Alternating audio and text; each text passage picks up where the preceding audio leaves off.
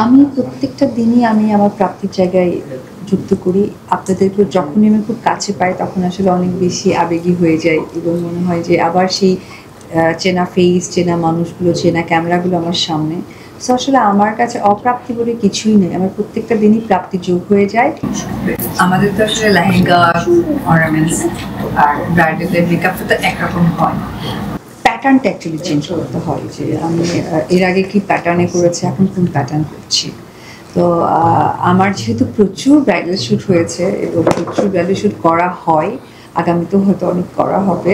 আমি আসলে একটু প্যাটার্নটাকে ফলো করি যে একটু ডিফারেন্টভাবে কি প্রেজেন্টেশন করা যায়। সামটাইম অনেক হয়তো ভারী মেকআপ করি, আবার সামটাইম মনে হয় যে না একটু লাইট মেকআপে প্রেজেন্ট করি। সামটাইম আমার হয় যে অনেক ব্রাইডাল শ্যুট আমার এরকমও করা হয়েছে যে আমি নো মেকআপ লুকও বলতে পারেন।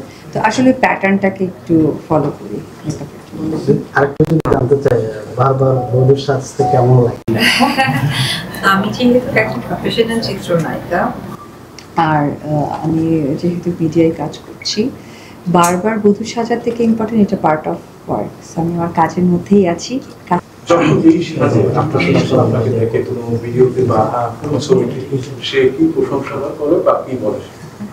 সে তো জানেই যে তার মা একজন চিত্রনায়িকা, সে কাজ করে এবং তাকে বিভিন্ন মেকআপ গেটআপে থাকতে হয়। কখনো বধূ সাজছি, কখনো হয়তো বা শার্ট প্যান্ট পরে খুব মডার্ন হচ্ছি, কখনো হয়তো বা অন্যরকম ফ্লোরাল ড্রেস পরছি। সো অভ্যস্ত। আর এখন যতটা বড় হয়েছে, এখন আমার থেকে সে ভালো হয়েছে। 2026-এ অভিষেক হচ্ছে কিনা অথবা আপাতত পুজোর প্রোডাকশন থেকে আসার সম্ভাবনা নেই, খুবই কম। আর নতুন কাজের জন্য দেখা যাক কি হয়। নতুন বছর, নতুন কাজ, একটু চিন্তা ভাবনা করি, সার্বিক পরিস্থিতি বিবেচনা করি, তো আসলে কাজের জায়গাটা এগিয়ে যায়, দেখা যায়।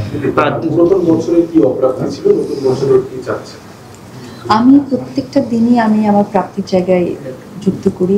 আপনাদেরকে যখনই আমি খুব কাছে পাই তখন আসলে অনেক বেশি আবেগী হয়ে যাই এবং মনে হয় যে আবার সেই চেনা ফেস, চেনা মানুষগুলো, চেনা ক্যামেরাগুলো আমার সামনে।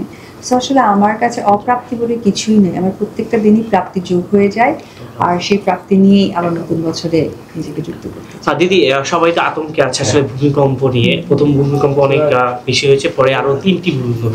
এটা নিয়ে জানতে চাইছি কতটুকু আপনি। এটা যেহেতু একটা ন্যাচারাল ব্যাপার, মানে একটা প্রাকৃতিক দুর্যোগ, সো এখানে আসলে উত্তর দেওয়ার কিছু নেই। তবে এইটুকুই বলতে পারি যে সৃষ্টিকর্তা যেন সকলকে ভালো রাখে, হেফাজতে রাখে। আর এই ছাড়া কিছুই বলার নেই, কারণ কিছু জিনিস থাকে একদমই সৃষ্টিকর্তার কাছে, সেটা সকলের মানুষের প্রে করতে হয়। সো আমিও তাই।